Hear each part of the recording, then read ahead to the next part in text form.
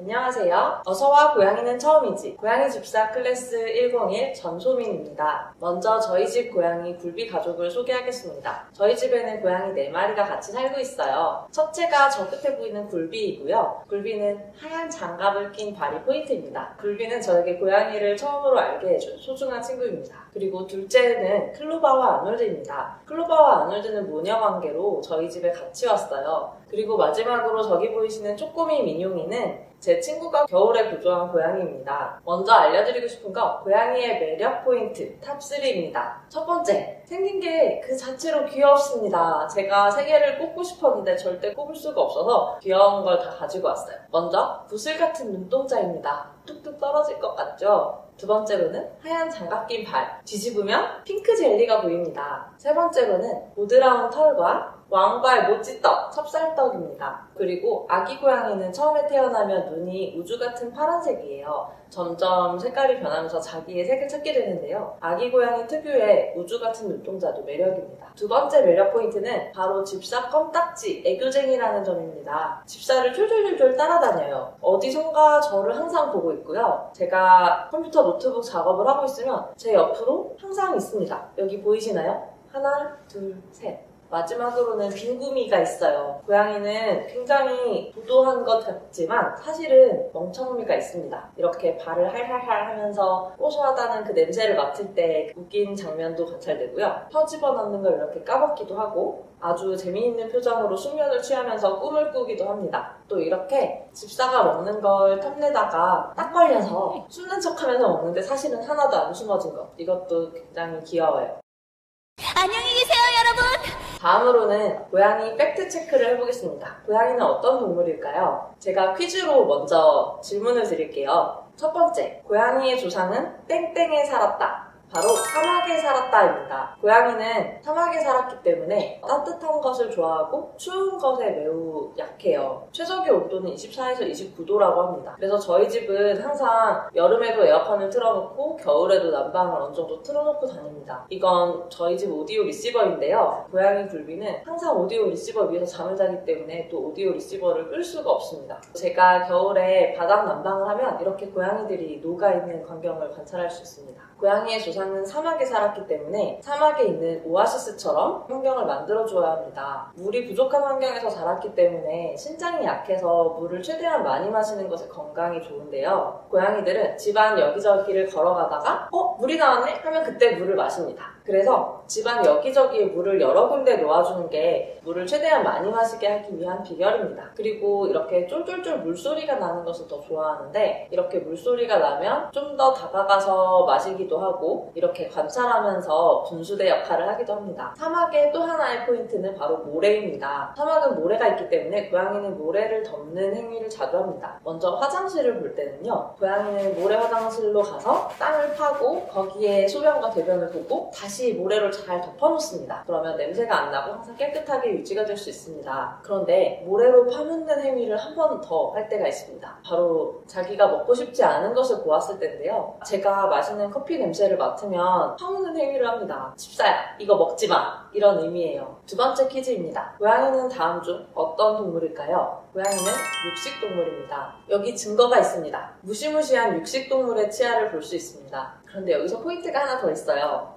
잘 보면 앞니가 정말 조그맣고 쌀알 같아요. 너무 하찮고 소중하고 귀여운 앞니를 보실 수 있습니다. 사람과 개는 잡식동물인 반면에 고양이는 육식동물입니다. 이건 체내 에너지 대사도 다른데요. 잡식동물인 사람과 강아지는 탄수화물 대사를 하기 때문에 포도당을 에너지원으로 쓰는데 고양이는 단백질 대사를 하기 때문에 아미노산을 에너지원으로 사용합니다. 그래서 고양이에게 밥은 단백질과 지방 위주로 주는 것이 좋습니다. 탄수화물은 건강에 좋지 않아요. 여기서 잠깐 고양이 집사이신가요? 그러면 이 부분을 주목해주세요. 건사료는 탄수화물을 넣어서 뭉치게 만드는 것이기 때문에 탄수화물이 많을 수밖에 없습니다. 그래서 건사료보다는 습식사료를 먹이는 게 건강을 유지하는 지름길입니다.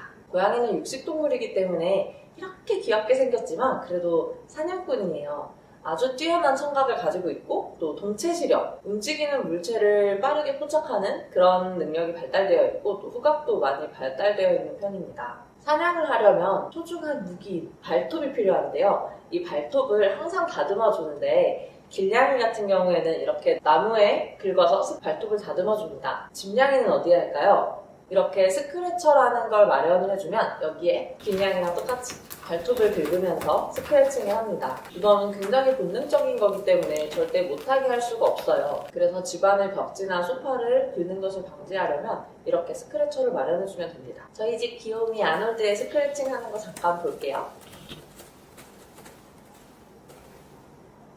또 고양이는 사냥꾼이기 때문에 이런 사냥 본능을 해소시켜야 되는데요. 집냥이의 경우에는 사냥놀이로 그 본능을 해소시켜줄 수 있습니다. 한 번에 15분 이상, 그리고 하루에 3번 이상의 사냥놀이를 해줘야 하는데 이렇게 낚싯대로 고양이를 낚시하는 느낌을 즐기면서 놀아주시면 됩니다. 진짜 벌레같이 움직이는 게 포인트입니다. 세 번째 질문입니다. 고양이는 산책을 좋아한다? 싫어한다? 뭘까요? 고양이는 산책을 하면 안 됩니다. 왜냐하면 고양이는 영역동물이기 때문인데요. 내 구역을 벗어나면 패닉 상태가 옵니다. 또 고양이는 창밖 구경을 자주 하고 있는데 이걸 간혹 밖으로 나가고 싶다고 오해하시는 분들이 있어요. 이건 밖으로 나가고 싶은 게 아니고 우리가 TV를 보는 거라고 생각하면 됩니다. 혹시라도 내가 산책을 너무너무 시키고 싶다. 그러면